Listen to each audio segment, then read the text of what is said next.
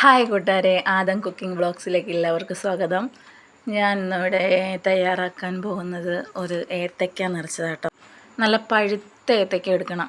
നല്ല പഴുത്ത ഏത്തയ്ക്ക ഉണ്ടെങ്കിൽ നമുക്കിത് തയ്യാറാക്കാൻ എളുപ്പമാണ്. അതുപോലെ ഭയങ്കര ടേസ്റ്റാണ്. പിള്ളേർക്കൊക്കെ ഏത്തയ്ക്ക കഴിക്കാത്ത പിള്ളേർക്കൊക്കെ ഇങ്ങനെ തയ്യാറാക്കി കൊടുത്താൽ അവർ പെട്ടെന്ന് കഴിച്ചുള്ളൂ കേട്ടോ. ഇവിടെ ഉണ്ടാക്കിയിട്ട് തികഞ്ഞത് പോലുമില്ല, അത്രയ്ക്ക് നല്ല ടേസ്റ്റായിരുന്നു.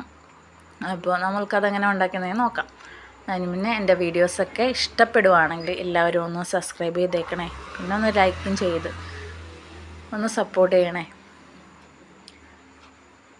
അപ്പോൾ നമ്മൾക്കതെങ്ങനെ തയ്യാറാക്കുന്നതെന്ന് നോക്കാം. നല്ല ടേസ്റ്റി ആയിട്ട്, ഭയങ്കര ടേസ്റ്റ് കേട്ടോ, പറയാക്കത്തില്ല. ഉണ്ടാക്കി കഴിച്ച് നോക്ക്, നല്ല ടേസ്റ്റായിരിക്കും. അപ്പോൾ എല്ലാവരുടെയും സപ്പോർട്ട് വേണം. അപ്പോൾ നമുക്കതിനെങ്ങനെയൊക്കെ എന്തൊക്കെയാണ് വേണ്ടതെന്ന് നോക്കാം. ആദ്യം തന്നെ നമുക്ക് മൈദ വേണം കേട്ടോ. മൈദയിലാണ് ഉണ്ടാക്കുന്നത്.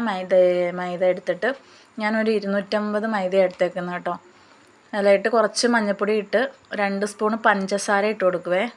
ആവശ്യത്തിന് ഇച്ചിരി ഉപ്പും കൂടെ ചേർത്ത് വെള്ളം ഒഴിച്ച് അത് നല്ലതുപോലെ കലക്കി നമ്മുടെ ഏത്തയ്ക്ക മുക്കി പൊരിക്കാൻ പറ്റുന്ന പാകത്തിന് മാവൊന്ന് റെഡിയാക്കി എടുക്കാം. ഞാൻ മാവിൽ കുറച്ച് പഞ്ചസാര ചേർക്കും കേട്ടോ. അപ്പോൾ അത് മാവിനും കൂടി ചെറിയൊരു മധുരം വരുമല്ലോ. അപ്പോൾ ഈ രീതിയിൽ മാവ് റെഡിയാക്കി എടുത്തിട്ട് പിന്നെ വേണ്ടതെന്ന് വെച്ചാൽ കുറച്ച് തേങ്ങ, ഒരു ശർക്കര. ഞാൻ കുറച്ച് ശർക്കര എടുത്തിട്ടുണ്ട്, ഉരുണ്ട ശർക്കര എടുത്തു കേട്ടോ. അത്രയൊന്നും വേണ്ടി വന്നില്ല. അപ്പോൾ അതൊന്ന് പൊടിച്ച് റെഡിയാക്കി കൊണ്ടുവന്നു.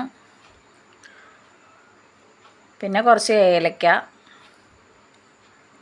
അതൊന്ന് പൊടിച്ച് റെഡിയാക്കി ഈ 3 സാധനം കൂടി ഒന്ന് മിക്സ് ചെയ്തെടുക്കണം കേട്ടോ. അപ്പോൾ മിക്സ് ചെയ്തെടുത്തിട്ടുണ്ട്. ഈ രീതിയിലൊന്ന് മിക്സ് ചെയ്തെടുത്ത് ബാക്കി ഇനി നമുക്ക് ആ ഏത്തയ്ക്ക റെഡിയാക്കി. നല്ല പഴുത്ത ഏത്തയ്ക്ക വേണം കേട്ടോ. പഴുത്ത ഏത്തയ്ക്കയിൽ ചെയ്യുമ്പോഴാണ് നല്ല ടേസ്റ്റ്. നല്ല നമ്മുടെ തൊലിയൊക്കെ കറുത്ത് വരുന്ന പരുവുണ്ടല്ലോ, ആ പരുവത്തിലുള്ള ഏത്തയ്ക്ക എടുക്കണം. അതൊന്ന് നടുവിലൊന്ന് നല്ലോട്ട് കീറിയിട്ട് ഒന്ന് ഈ രീതിയിലെടുത്ത് വെക്കാം. അപ്പോൾ അതെല്ലാം ഒന്നങ്ങനെ കീറി നമുക്ക് ആ കൂട്ടൊന്ന് അതിനകത്ത് നിറയ്ക്കാൻ പറ്റുന്ന രീതിയിൽ പിളർത്തിയെടുക്കണം കേട്ടോ.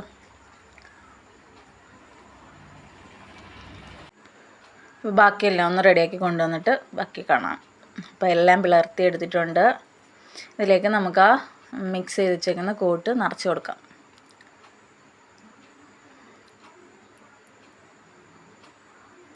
ഓക്കെ, അതെല്ലാം ഇതിനകത്തോട്ട് വൃത്തിയായിട്ട് നിറച്ച് നല്ലപോലെ അതിനകത്ത് നിറച്ച് വെക്കണം കേട്ടോ.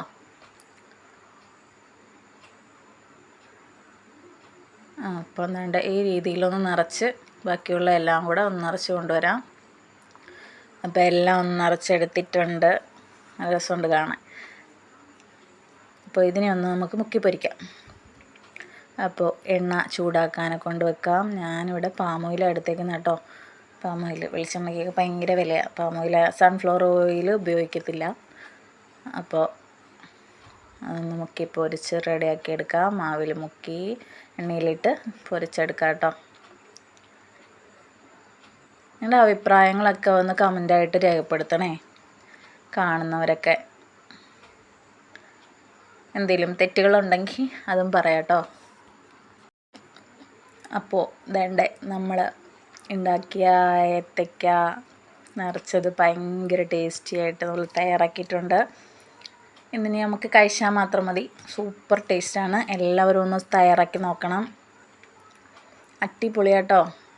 പറയുന്ന പോലെയല്ല, ഭയങ്കര ടേസ്റ്റാണ്. ആ ഏലക്കയുടെയും മധുരം ഇഷ്ടപ്പെടുന്നവർക്ക് കഴിക്കാൻ പറ്റിയ സൂപ്പർ ഫുഡാണ്. അപ്പോൾ എൻ്റെ വീഡിയോ വാച്ച് ചെയ്ത എല്ലാവർക്കും താങ്ക് യു സോ മച്ച്. എല്ലാവരുടെയും സപ്പോർട്ട് വേണം. ഒന്ന് സപ്പോർട്ട് ചെയ്തേക്കണേ. Thank you.